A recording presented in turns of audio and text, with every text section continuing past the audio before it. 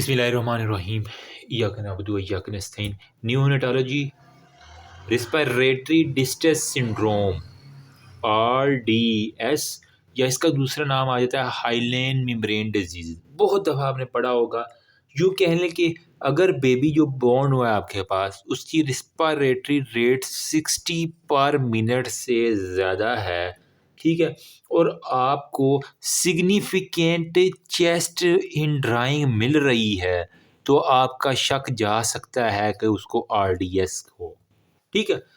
हो सकता है वो प्रीमेच्योर हो, वो सारी हम काज़ेज़ देखते हैं। रिस्क फैक्टर देख लो, वही है कि अगर वो वक्त से पहले पैदा हो चुका है, ठीक है, मैच्योरिटी है बेबी की 37 वीक से पहले वो बॉर्न हुआ है। हो सकता है अगर वो मदर डायबिटिक हो, माँ को शुगर है, तो वो भी है।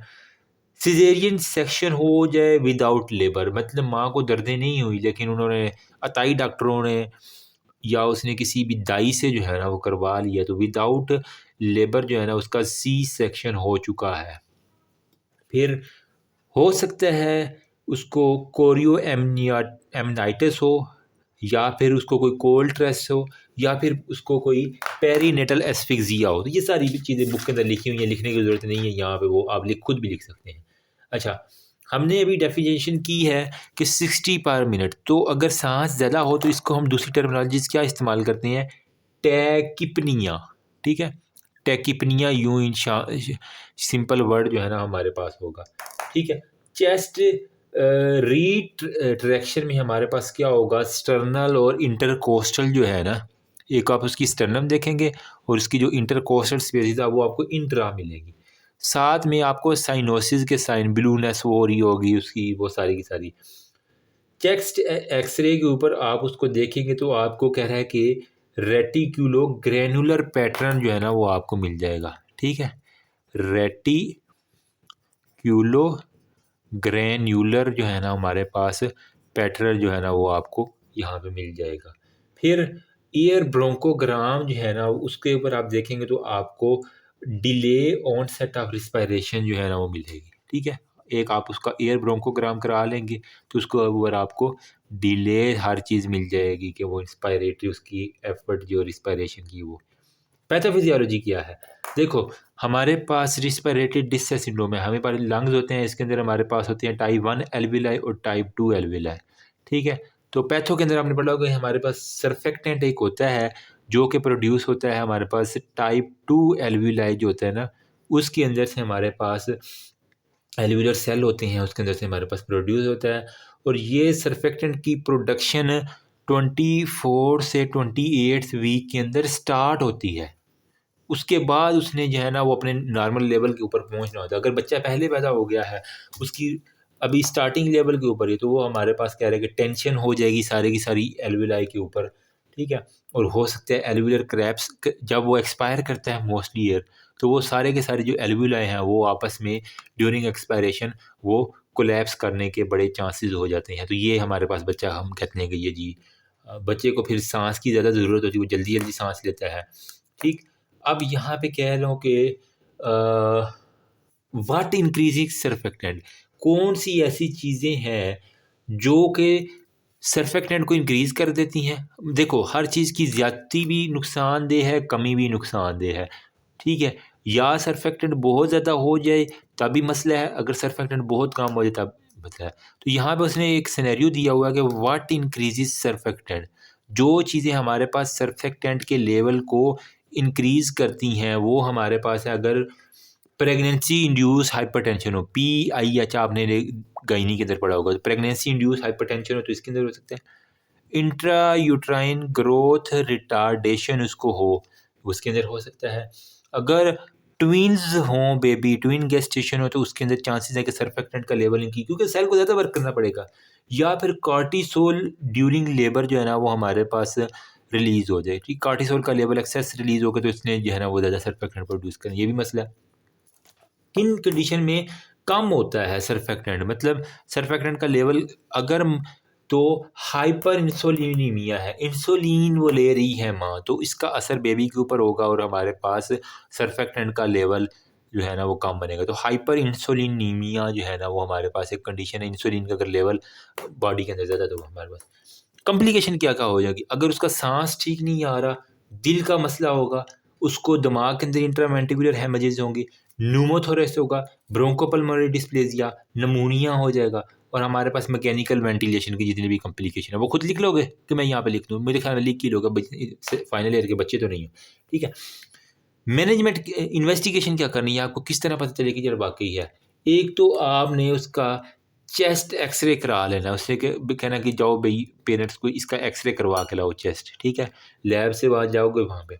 फिर एयर ब्रोंकोग्राम करवा लो, आपको इससे भी काफ़ी हेल्प मिल जाती है, ठीक है? जिस तरह हमने कहा ना कि यहाँ पे हमने एयर ब्रोंकोग्राम करवाया तो हमारे पास वो डिले है एक्सपायरेशन, तो वो में भी पता चल जाएगा।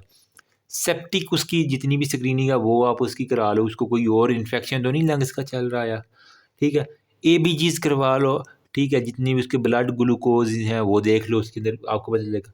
पल्स ऑक्सीमीटर उसको लगा दो तो उसके अंदर आपको उसकी दिल की धड़कन और सैचुरेशन मिल जाएगी कि ऑक्सीजन सैचुरेशन कितनी है। हाइपोक्सिया के कुछ टेस्ट होती हैं, वो सारे के सारे आप करवा लो, वो हो जाएँगे। ब्लड शुगर लेवल लाज़मी करवाना है, ठीक है? ब्लड का शुगर लेवल जो है ना, वो आपने इसके अंदर लाज़मी करवा देना है, ताकि आपको पता चले कि इसको हाइपर इंसुलिनिमिया नहीं। कैल्शियम का लेवल आप करवा लो, ठीक है? और ईसीजी कार्डिक मॉनिटरिंग लाज़मी करनी है, अगर उसको टैकीकार्डिया या इस तरह के कोई इश्यूज़ तो नहीं चल रहे। अब आपको जनाब इन टेस्टिस ने बता दिया कि जनाब आपका बच्चा जो है ना हाइलेन मेम्ब्रेन डिजीज़ का शिकार है या फिर रिस्पायरेटरी हमारे पास उसको डिस्ट्रेस सिंड्रोम है। तो डॉक्टर साहब आप मैनेजमेंट किस तरह करेंगे? मैनेजमेंट इम्पोर्टेंट है। इसके अंदर आप मेरी जान मेंटेन करेंगे सबसे पहले तो, क्योंकि उसको लग तो सर्दी ही रही होगी, साइनोसिस हो रहा होगा साथ में, तो आपने ना उसको गर्मी देनी ना सर्दी देनी। तो बच्चों के अंदर थर्मो न्यूट्रल एनवायरनमेंट आप सब में लिख सकते हैं न्यूट्रल का, ठीक है? थर्मो न्यूट्रल एनवायरनमेंट आप दे सकती हैं। फ्लूइड और इलेक्ट्रोलाइट सब में लिख सकती हैं, ठीक है? ऑलमोस्ट कि सब में इलेक्ट्रोलाइट और फ्लूइड आपने बैलेंस करना है। Minimal handling of the baby आपने रखनी है, ठीक है? उसका इनटेक और आउटपुट जो है ना वो आपने मॉनिटर करते रहना है। कितना बच्चा फीड ले रहा है, कितना निकाल रहा है वो देखेंगे आप। फिर ऑक्सीजन की सैचुरेशन आपने देख लेनी है। उसको क्योंकि साँस नहीं आ रहा तो उसको रिस्पायरेटरी एसिडोसिस उसकी वजह से हमारे पास मेटाबॉलिक एसिडोसिस जो कि ज़्यादा ख़तरनाक है। तो उसके जो एसिडोसिस है ना अमूमन जो मेटाबॉलिक एसिडोसिस है, वो आपने इसको लाज़मी ट्रीट करना है। फिर वार्म ह्यूमिडिफाइड 70% ह्यूमिडिफाइड आपने ऑक्सीजन देनी है, गर्म और ह्यूमिडिफाइड ठीक है? खुश्क ना देना वरना उसके लंग्स जल जाएँगे, ठीक है? फिर सीपैप एक आपने लफ़्ज़ सुना होगा, सीपैप इसके अंदर कॉन्टिन्यूअस पॉजिटिव एयरवे प्रेशर, ठीक है? एक वो मशीन होती है जो मुसलसल पॉजिटिवली जो है ना वो उसका प्रेशर मेंटेन करती है, तो सीपैप के ऊपर आप उसको ले जा सकते हैं। IPPV intermittent positive pressure ventilation आप उसको देंगे, ठीक है? इससे लंग्स की मैच्योरिटी होगी और आपने साथ में स्टीराइडल थेरेपी देनी है और सर्फेक्टेंट जो है ना वो रिप्लेसमेंट थेरेपी कुछ ऐसी देनी है जिससे जो सर्फेक्टेंट है ना वो उसका हो जाए। अब अगर आपको पता चल जाए इंट्रायूट्राइन कि बच्चा हमारा फीटल डिस्ट्रेस के अंदर है, आपको उसकी कार्डिक एक्टिविटी ज़्यादा मिली है, तो अब आपको क्या-क्या प्रिवेंशन करनी है कि जब बच्चा पैदा हो तो उसको ये सिम्पटम्स ही ना आएँ, जितनी भी हमने यहाँ पे पढ़ा ना हाइपोग्लाइसीमिया और वो ब्रोंकोग्राम के ऊपर, तो उसके लिए आपने क्या मेंटेन करनी है?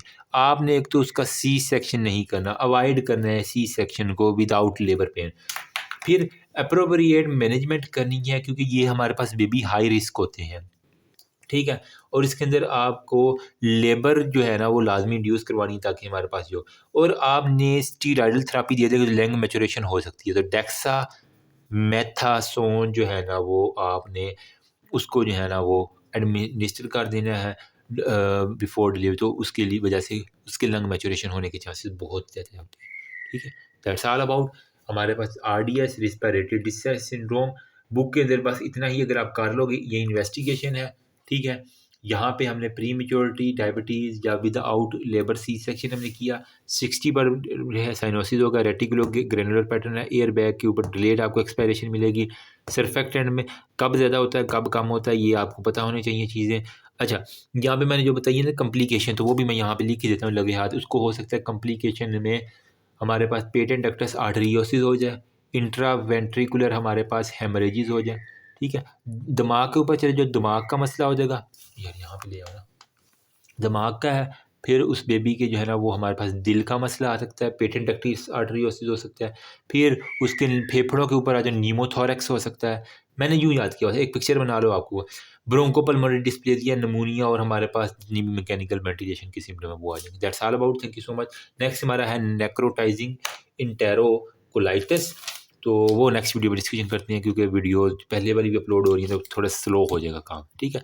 बस इसके बाद इंशाल्लाह वो दूसरी भी आ रही है। Thank you so much. बताना कुछ कमी पेशी है, नालायक सा हूँ खुद भी, लेकिन जितना मुझ बंदे ने चीज़ को आपके साथ शेयर करा, जज़ाकल्लाह।